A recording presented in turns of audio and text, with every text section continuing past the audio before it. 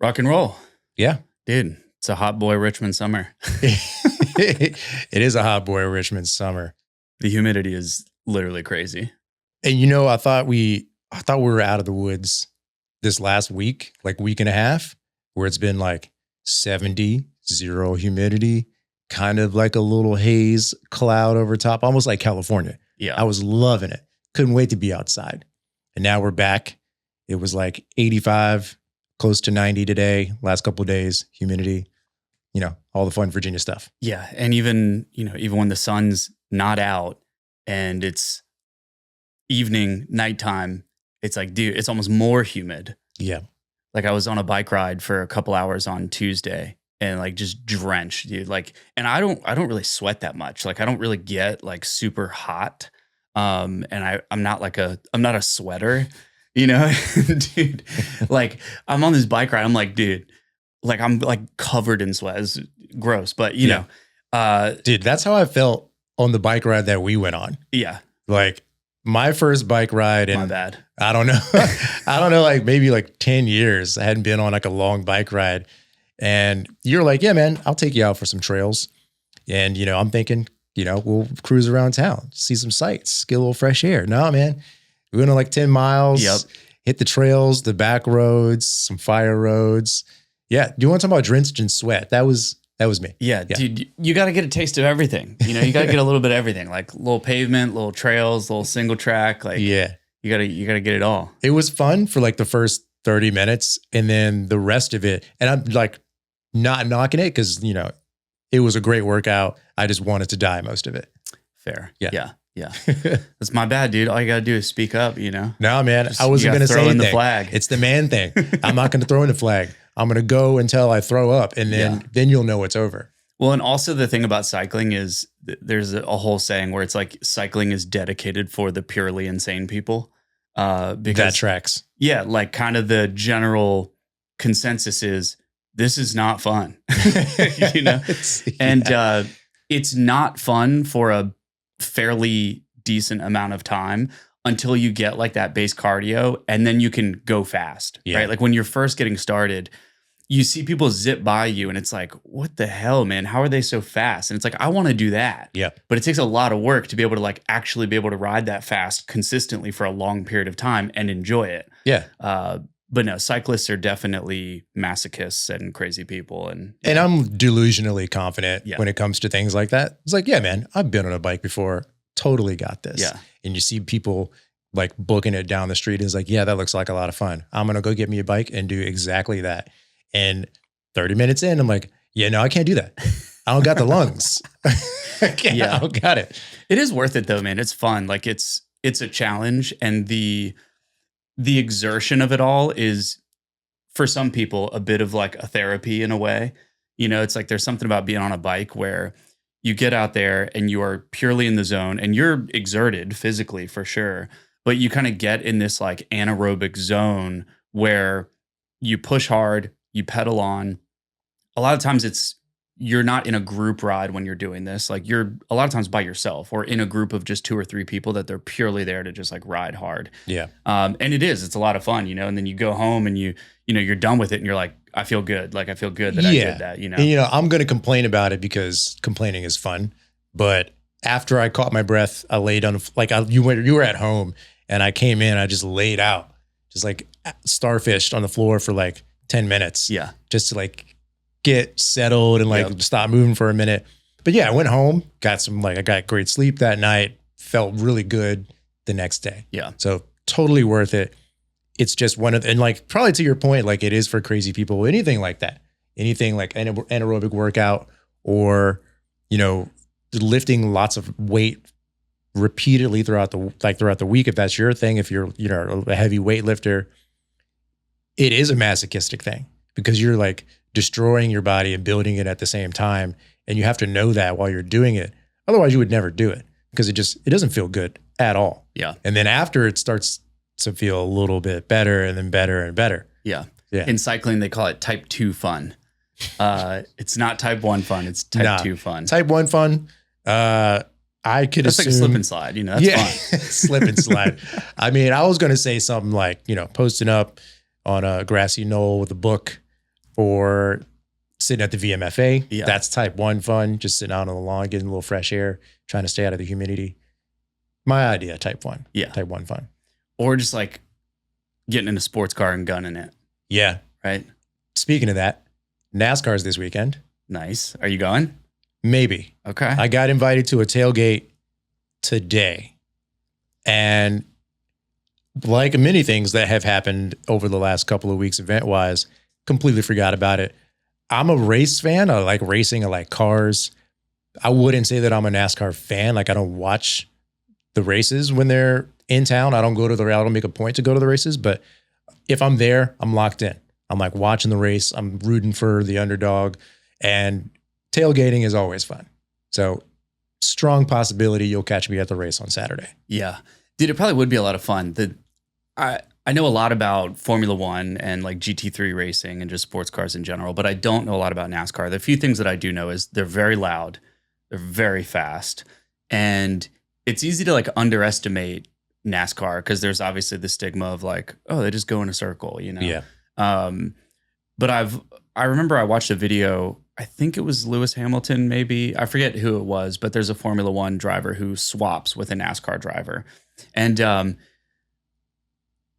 I would say obviously so, but some people may disagree. Like the F1 driver jumps in the NASCAR and just like crushes it. He doesn't, Right. you know, he nails it the first time. Yeah. And then it didn't go that way, the other way around, of course. Totally different sports, right? But I think like the physical, people really underestimate like the physical commitment that it takes to be a motorsports race car driver. Yep. Like they are athletes, 100%. NASCAR, I don't know a lot about, but I do know it's super intense. A lot about drafting and slipstream. Yeah. And like you're just, pedal to the metal. You ever see that clip? I'm sure you have the clip of the guy who just rides the wall around the outside. You ever seen that? No, I've seen a lot of clips of people hitting the wall and just like, you know, hitting the wall and diving across the field of cars into the middle. Yeah. Yeah. I don't know what that's called, but dude, there's this guy. I don't know who it is, but he's one of the drivers. He's maybe in like 12th or 13th place or something. And dude literally just doesn't let off the gas and does like what you would do in a video game and just rides the wall all the way around the outside up to like the second or third place or something.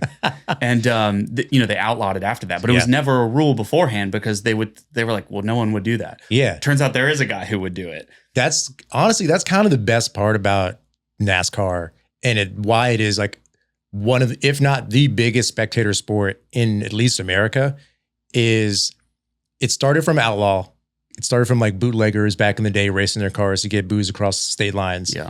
And then it became a thing. They like bought out tracks and they would race their old Model Ts or Fords or whatever's to see whose bootlegger car was faster. So it was always like really no rules, just about winning the race. And then, you know, Talladega Nights put it pretty perfectly. It's like if you're not first, you're last. Like it's very encompassed in that. Yeah. And the kind of outlaw mentality behind like bumping is okay and tapping the guy beside you is all right. Like not intentionally running somebody off the road because like, you know, wrecks can kill people, but you know, it's if you're not bumping, you're not racing. I think that's a line in Days of Thunder. Yeah. Actually, it's so funny. Yep. But dude, and like speaking of clips, I'll try and find the clip, but it was a guy talking about like the differences between NASCAR and like F1. The prestige, the like elitism of F1, the like the precision of all the cars and the drivers and even people in the pit crew is very precise. It's very like milliseconds difference between who's winning and who's in second place. There's a video of a guy he's like talking about how you can never do this in any other motorsport besides NASCAR. The guy is pulling into pit lane, misses his pit, and has to like slam on the brakes and does a 180 and slides backwards into his pit. His pit crew jumps out, fuels up his car, puts on new tires. He does a burnout doing another 180, peels off back into the race. Like no other race would let you do that. No, that's insane. And like he wasn't breaking any rules. He didn't cut any in front of anybody and nobody got like ran out of pit road. And he was just back in the race after that. Wow. Yeah. Like stark difference compared to something like Formula One. Yeah. That is crazy. It's entertaining. That's the thing. Yeah. That's exciting. Dude.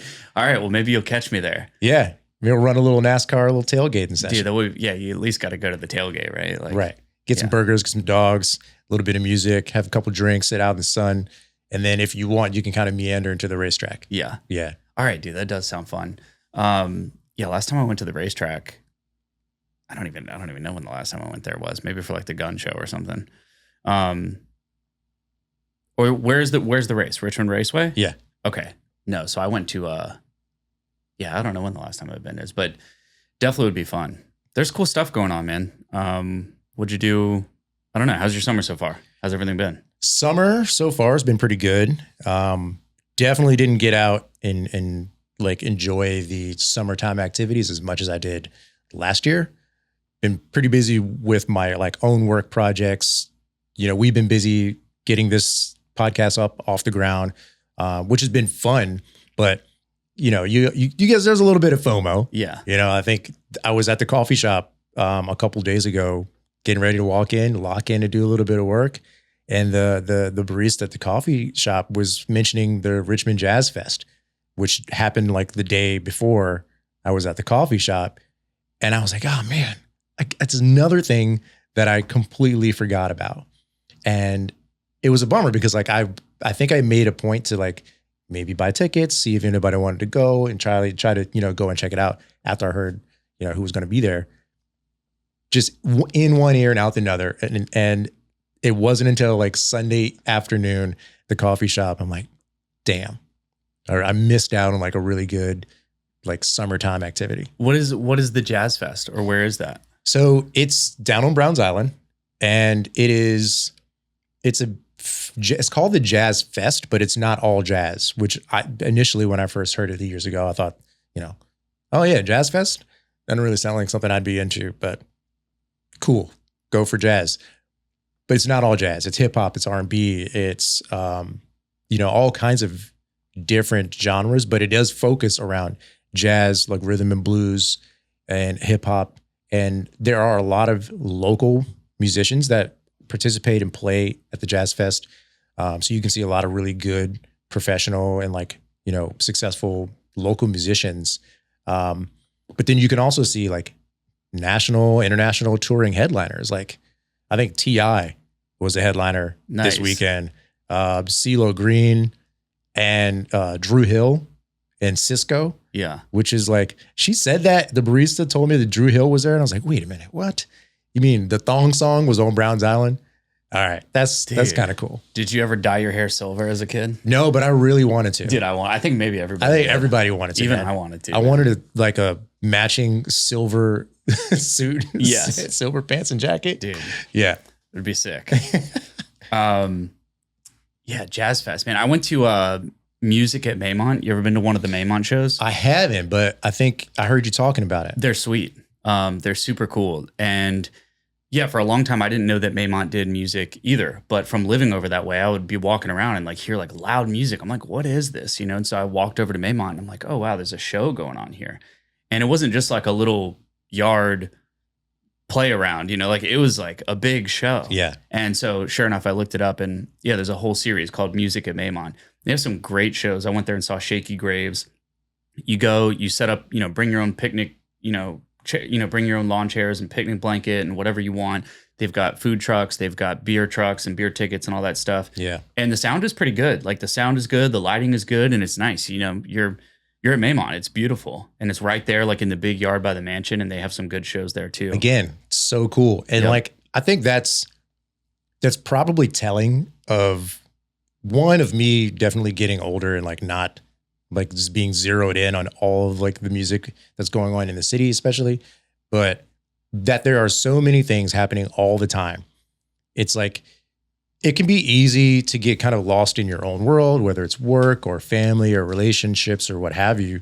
And, you know, kind of get stuck in your own habits, your goings on. You go to work, you go home, you do whatever. And you just kind of, you have your routine. You forget about maybe taking a second look at what's going on and seeing what's happening outside of your comfortable norms. But dude, there are so many things happening throughout the week, especially in the summer and in the springtime throughout the city. You know, like the Music at Maymont, the Jazz Fest, there's NASCAR, there's all these things that are happening. And it's just like, you take a step back and you take a stock kind of periodically. I like to do that just to be like, okay, that was pretty cool. So like NASCAR's here. CeeLo Green was down on Browns Island, which is incredible. I saw a bunch of really cool lineups for like, we're talking about the Allianz Theater. So, Dave Matthews was there. Guar played there, which is like hometown heroes. Guar and Lamb of God, hometown heroes. And then like last Sunday, kind of on a whim, I saw, what's the name of that band? I'm spacing on it right now. The Flaming Lips at Browns Island. Yeah. And I don't go to the shows down there very often, but every now and then I'll go and like, if something kind of sparks my interest, I go and check it out. It was like Modest Mouse and the Flaming Lips. And to be able to like, not really, parking is the situation, whatever, but you could theoretically walk from the van to Browns Island. Yeah. And it's like $60 for a ticket. There's food vendors. There's plenty of place to stand and watch the show.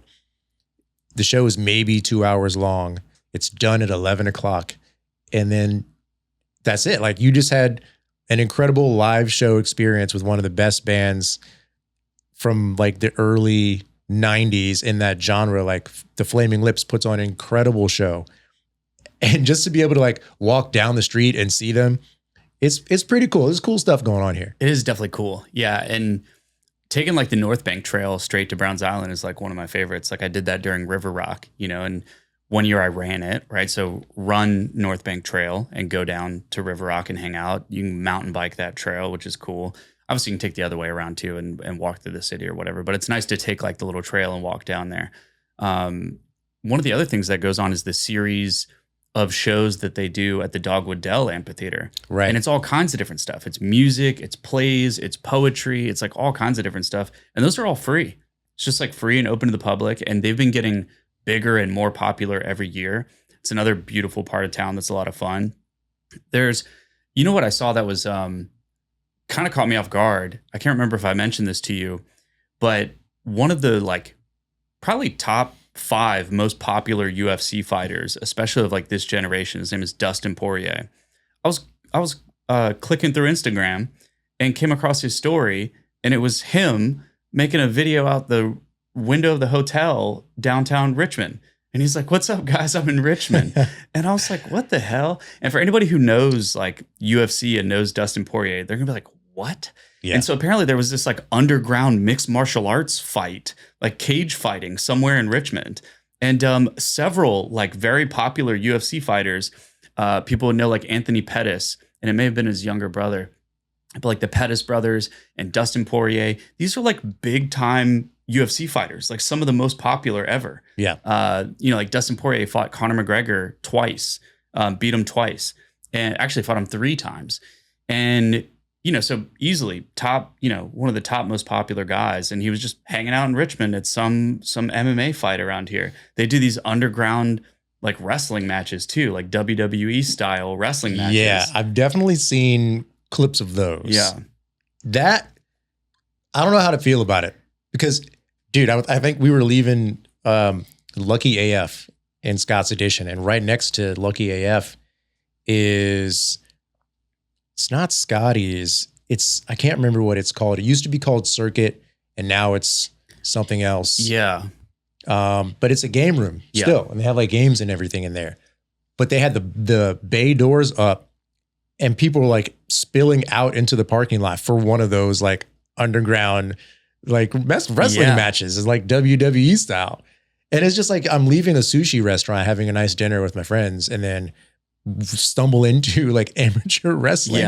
Yeah. Somebody hitting someone over the head with a chair or something. Yeah. That whole world, I mean, it's interesting, right? Like I grew up in the like competitive real sport of wrestling, right? Like Greco-Roman freestyle wrestling. They also have folk style wrestling. I started when I was 6 years old. And as a kid that is actually wrestling, you're taught that this is like, it's like a sin. Like don't even watch this. This is garbage. It's fake. It's all that. And, honestly, for the most part, it's still somewhat my opinion, but I have watched, of course, some documentaries on like WWE and the whole character of Vince McMahon. They have this whole thing on Netflix about him. And even a guy, his name is Patrick CC. He does these really great like mini docs on YouTube, and he's covered like Hulk Hogan and Vince McMahon and John Cena. And it is pretty crazy. Like these guys, they literally beat their bodies to shit and Yeah. work so hard for this whole spectacle, you know? So I think like at first glance, it's easy to look at that stuff and be like, what is this?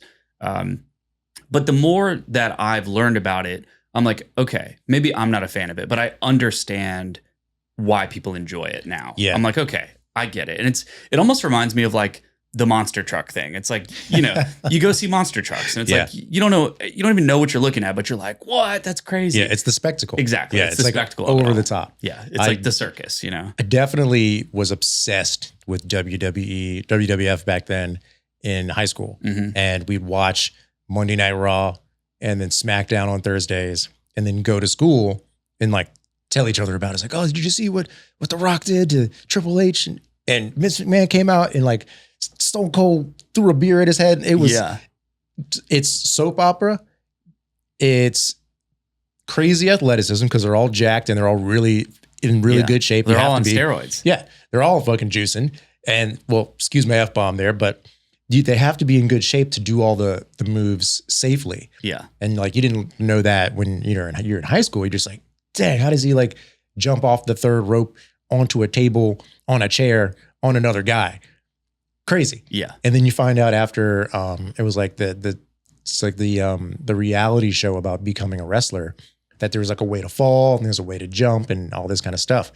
And then you're more impressed because they can remember all that. They're communicating while they're fighting because it's usually a freestyle fight with like some sort of storyline. So like somebody has to either win or there has to be like a weird little twist. So it's all about the entertainment and like the spectacle of it. So yeah, in a lot of respects, yeah.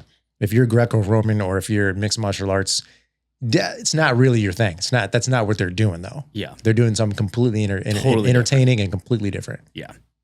So did you see that VCU has over 4,500 first-year students this weekend they'll be the class of 2029. And this is their second largest freshman class in VCU history. Dang. Yeah. So all right. I don't know when the biggest one ever was. We'd have to look that up, but I mean, it is crazy just the popularity of VCU and how much that whole area is changing.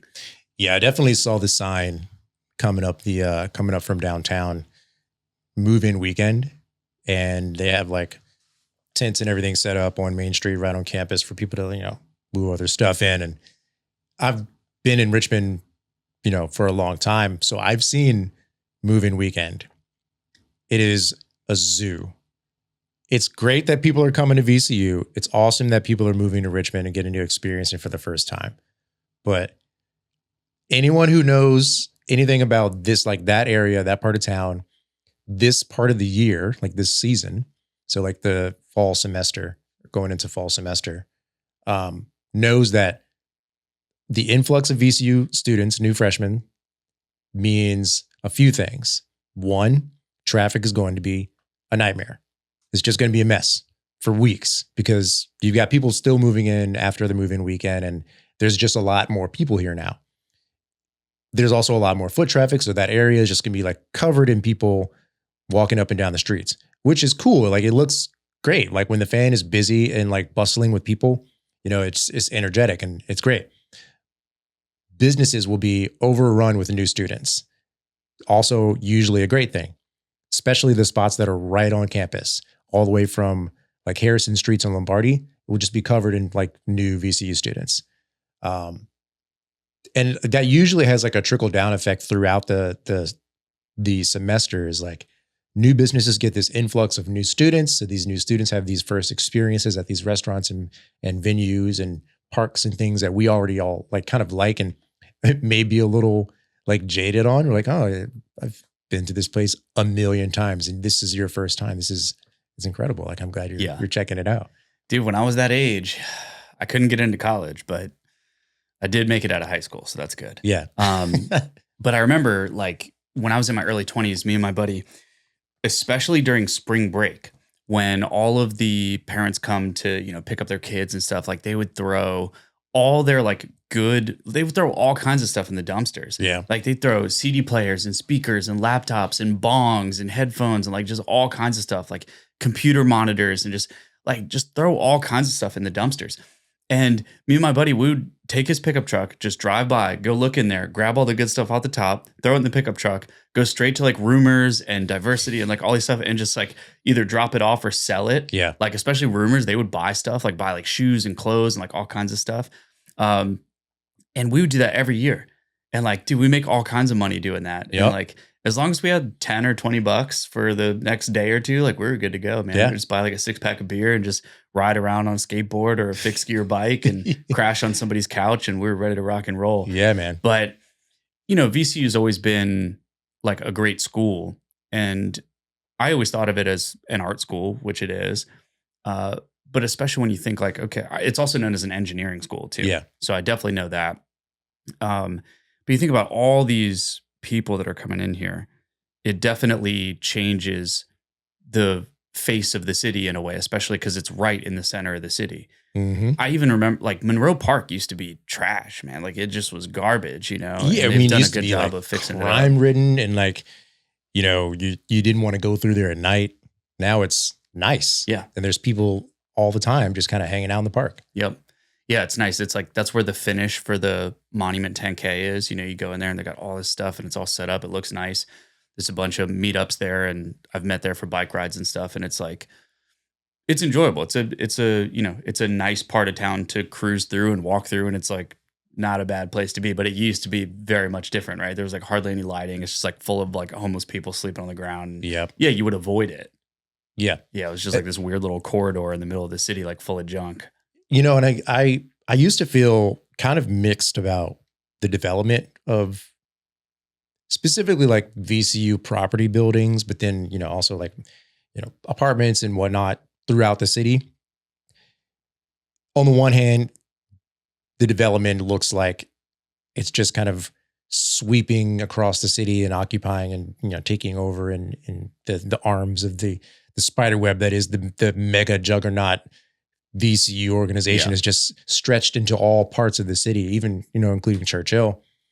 But on the other hand, they have done a lot of good for certain areas like Monroe Park, for like Oregon Hill has mostly become a student resident neighborhood with the exception of like kind of further towards the river.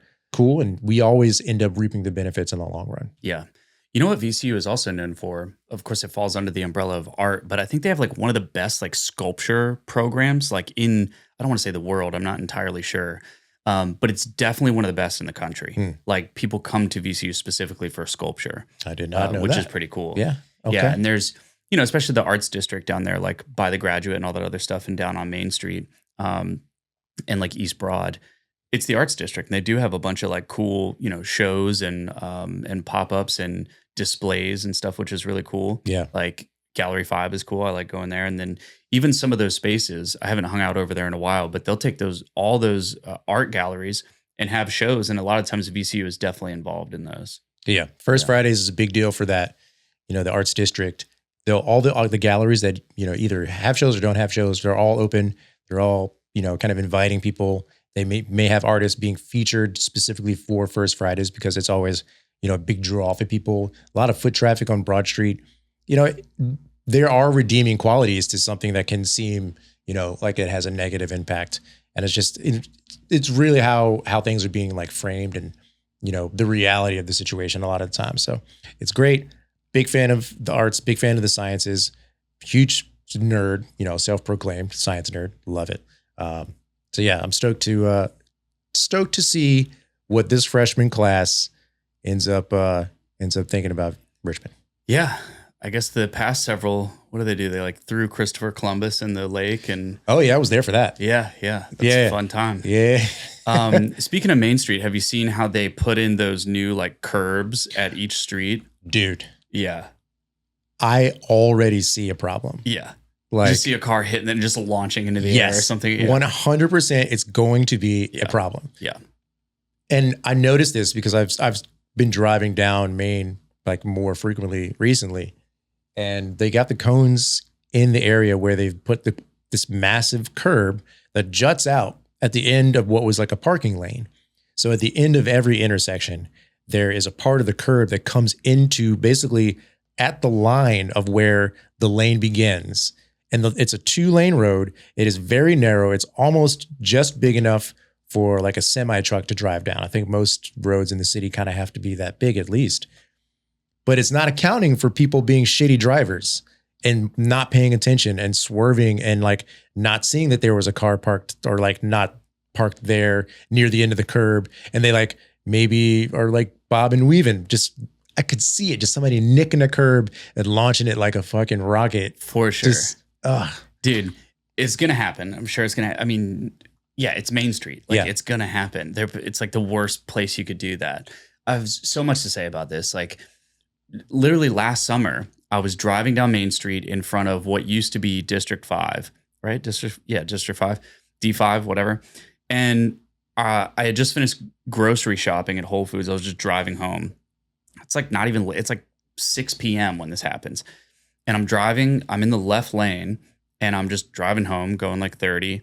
And there's like a black sedan in the right-hand side driving same speed as me. But then like it's ahead of me, puts its left blinker on as if it's going to change lanes. But instead it starts slowing down, right? And I'm driving, puts its left blinker on. And I'm like, I don't understand what's going on. So I'm like, all right, well, surely he's not just going to like slow down and turn in front of me. Well, turns out that's exactly what he does. And so he turns as I'm passing though. And I'm in my truck. So he turns his whole front of his car underneath my truck and literally almost launches, like I almost flipped my truck, right? He pulls like perfectly in between my two wheels and my back wheel just ramps over the hood of his car, almost flips my truck. I go up in the air and then I land and I'm like, there's no way that guy just really did that. I stop and I'm like, that was insane. So I pull over, I stop, I get out of the car and I'm like looking at my truck and I'm looking around. I'm like, looks fine. I don't even think anything happened. I look at his car, his whole front end is smashed in, his bumper is hanging out. And he gets out of the car and he looks at me and he's like, I had my blinker on. And I look at him, I'm like, I can't tell if you're being serious or not. Are you being for real? And he was an Uber driver. He had like a car full of people. And what he was doing on a ride. Yes, he was trying to turn into District 5 from the right lane. So he was like trying to come, like slow down, come to almost a full stop, and then just cut across all of traffic. It's like, dude, what? Yeah. I don't know. It was crazy. I'm also like, I'm not super concerned, but what I worry about with these like curbs and stuff, I understand why they're doing it because on Main Street, it is tough when you're on a side street and then there's cars parked all the way up to the side street. Then you can't see when you're pulling out. So I understand the purpose and the function of them. But what's going to happen is, they're going to fill it up with mulch, put plants there. People are just going to trample over them and pee in them, and their dogs are going to crap in them and all that. And that's what's going to happen. Yeah. And then I'm curious to know, I really hope they don't do this. I think of Fredericksburg and I think of like, no one knows how to park in the city in Fredericksburg. So what they do is they do that. They make these little cutouts and then they put dedicated like sections where it's like, oh, one car park here. And they like outline dedicated spots. Gotcha. And it's like their way of, improving the parking situation on the side streets and stuff and on the side of main streets. And it's like, please don't do that. Like you can't do that, And I look at like Scott's Addition and how they've kind of set it up there where they've got like these indicators and stuff trying to teach people how to park. It's like, it's Main Street, man. Yeah. Don't do that. It's not going to work. Yeah. Like people are going to drive the way that they have been driving, which is mostly distracted. Yeah. And in a hurry. Yeah. And even if they are in a hurry, they're usually not going fast enough. Yeah. So somebody's like behind them and swerving around and going to nick the curb and they're going to launch. Yeah. They're going to launch like a rocket off a ramp.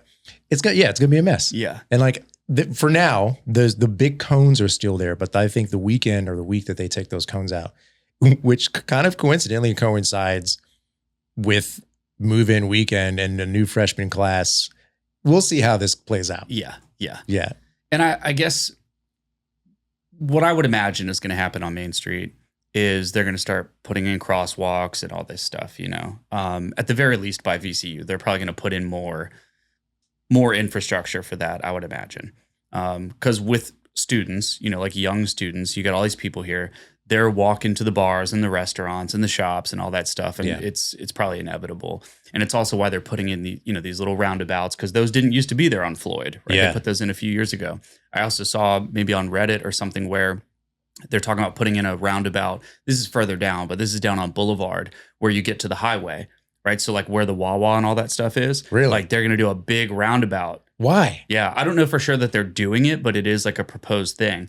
So what you would do is you go there and you have the new bridge, right? So the new bridge that they're putting in right past the movie theater and all that. Yeah. So you have the new bridge that you go over, and then you have a nice big fancy roundabout and you go in, and that's how you get on the highway and all that stuff. In theory, it makes sense. Yeah. It also makes sense in practice in other cities. Yeah. Roundabouts usually work. Right. Work. And I know that the goal is to control traffic and like slow down traffic, minimize collisions and intersections. I always wonder what the logic is behind implementing something, making it a rule/law, and then not telling anybody that that's the case now and just expecting them to figure it out. Yeah. No instructions, no announcement. If you do it wrong, you get a ticket. What's the logic there? Like, I don't understand. So like, remember when on Main Street, they were trying to curb and limit people jaywalking? Mm-hmm. Or not limit jaywalking. They were trying to force traffic to stop for jaywalkers or stop for people crossing the street. And, there were crosswalk sections. They're kind of laying like, outline on the road, but they bolted down in the middle between, picture a 2-lane road going one way, and this is on Cary Street as well. So going one way and on Main Street, and in the middle between the cars, they put signs up. Yeah. So as a driver, you've got to avoid parked cars on your left, and now you have to avoid a sign in the middle of the road, in the middle of the street. And on the sign, it says, stop for pedestrians when they're there. And people started walking up to those curbs and those crosswalk areas where the signs were and just walking into traffic. Yeah. Because if there wasn't anyone there, you could just drive through them. There was never any enforcement. There was never like a light or anything like that that said, hey, you have to stop here. So people would like walk out into traffic and like wave at you to make sure you saw them, and you'd have to stop and maybe risk getting rear-ended because you didn't expect to have to stop. And that lasted for maybe like 6 months. And then people just ran over all of them. Yeah. That's it. Oh, I definitely remember those. And I knew, like if you live here, you knew immediately they were going to get obliterated. Like people are just going to run those things over, And by no means am I, an urban development planner. But the thing is, like, we have like parallel streets, and the thing is like, Main Street and like some of these are considered like main streets, right? If you live here, it's like, you're on Main Street or you're going down Cary Street. Like these are the primary streets. Like if you're trying to get somewhere, like if you're trying to get to, let's say the Arts District, like you're not going to take Floyd the whole way there. Like you're not going to do that. You're going to take Cary and you're going to shoot all the way down. I feel like any development planner in the city knows, like, okay, there are certain streets that are like primarily trafficked streets. Right. So why wouldn't you take the ancillary streets and try to dedicate those as like bike lanes and better sidewalks and better infrastructure to make it more obvious that like this is an easier way to get around for scooters, right? The rental scooters, the tuk-tuks, the, bicycles, e-bikes, all that stuff, right? You even got electric skateboards and stuff that are like pretty quick. Yeah. So it's like, I feel like they're inviting people to like get on these main streets and try to cross the street. And don't get me wrong, like people have places to go. I get it. Like pedestrians, pedestrian is the right of way. Totally understand that, right? And I get that the main attractions are on these main streets. But it's like, why don't you take that same money that you should have known was going to be a complete waste, that's like absolute trash. You're drilling into the pavement, right? So now you're introducing holes that let water into the pavement that are just going to mess up the streets even more. Yeah. And maybe that's just me being a complainer, but it's like, you had to have known that this was not going to work. Like anybody who drives around the city knew that those were going to get obliterated. Yeah. So it's like, yeah, put in the little tiny roundabouts on Floyd, do better bike lanes, fix the sidewalks, like do really nice street lighting and make it like more inviting to where this seems like, oh, this is where I would go walk my dog and go ride the rental scooters around and go, on a bike ride or whatever. It's a wonder, man. Like you've traveled, I've traveled, we've been to different cities and different countries, and you see really good examples of this that are intentional and they like make sense. And granted, it probably wasn't always like that. But when you see like a really simple example of, someone taking the intention and like using the natural flow of people and traffic in a city and optimizing it, making a pedestrians, like not a pedestrian only, but like a pedestrian centric or inviting pedestrian areas, obviously inviting for pedestrians, like make it really easy for them to get there. Make it really easy for them to navigate and do that, that part of the town. And then same thing for motorists and scooters. You make the main road flow really well. People don't like getting stuck in traffic. Why would you implement something that immediately causes a traffic jam? You're causing a traffic jam and you're making it risky and dangerous for people to cross the street. People didn't have any problem crossing Main or Cary before the signs came up. It made people feel like they were enforcing the law on their own by running out into the street and pointing at the sign and yelling at you, hey, you're going too fast, slow down. Dude, no, that's not how you do that. Yeah. And in Cary Street, they have like these dedicated sections with like the brick walkway where like it is a little bit more obvious to a driver that that's like a dedicated place for people to walk. So yeah, maybe don't put signs up in the middle of the street, but I think like for most drivers, when you see that, you at least know potentially there's a possibility that there's pedestrians around. Yeah. And Carytown is a bit of an outlier too, because like Carytown is almost so busy that it's almost difficult to like really speed through there.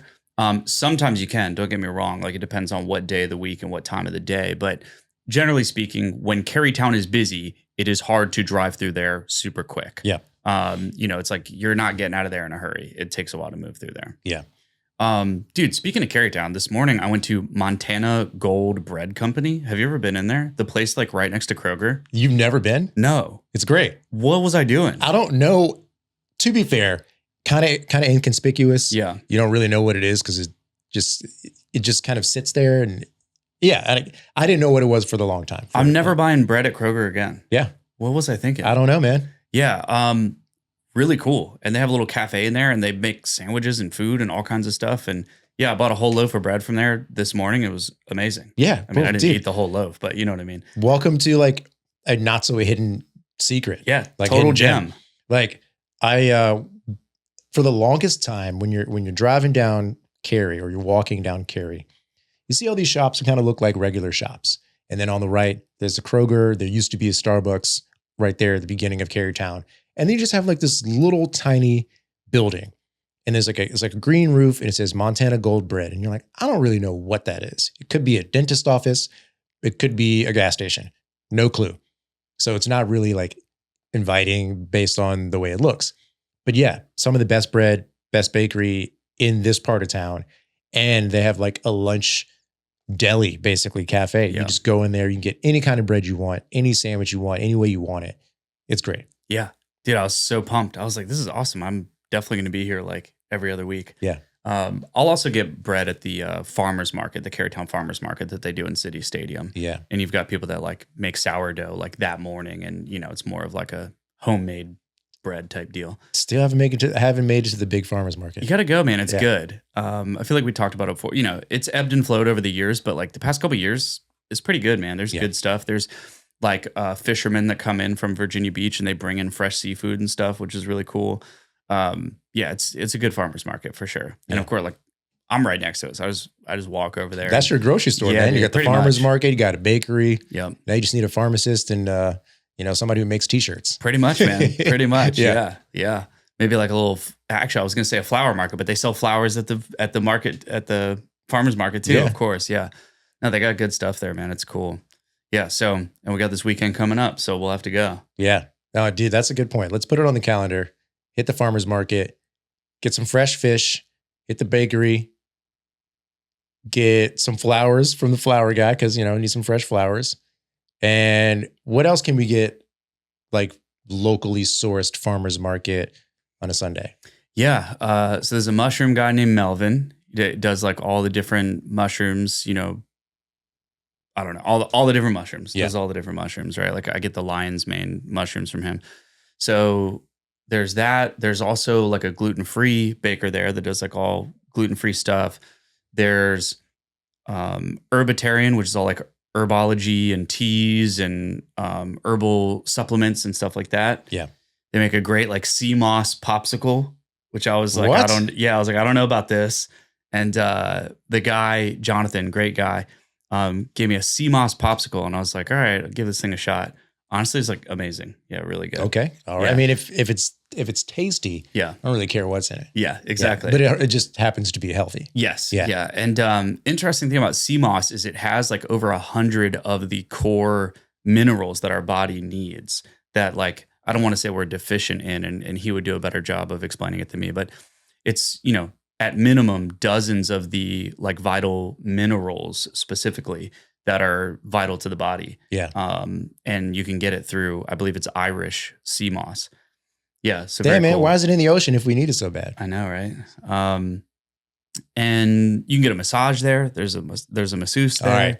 Yeah. You sold me. Yeah. I literally have on my to-do list schedule a massage. Nice. It's been a while. I've been doing some gigs lately and moving some things. Need to get my like back tuned up for sure. Definitely. Man, I've never been one to like get a massage very frequently. It's always like this thing that's like on my list of to-dos. It never gets done. You got to get it, man. You got to get one done. I know.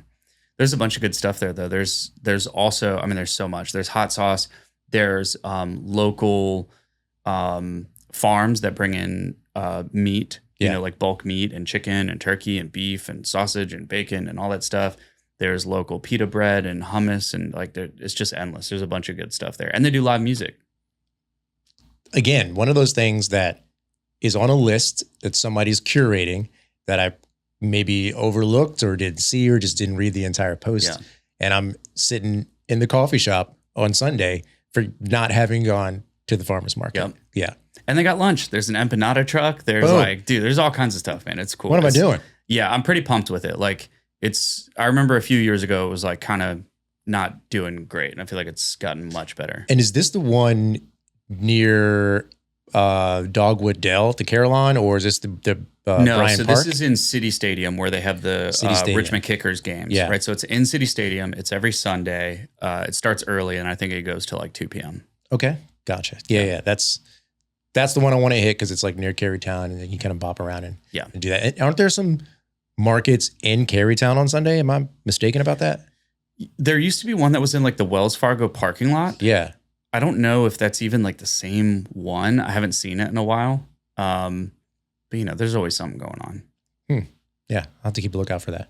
I'll see you there, dude. Yeah. Let's do it.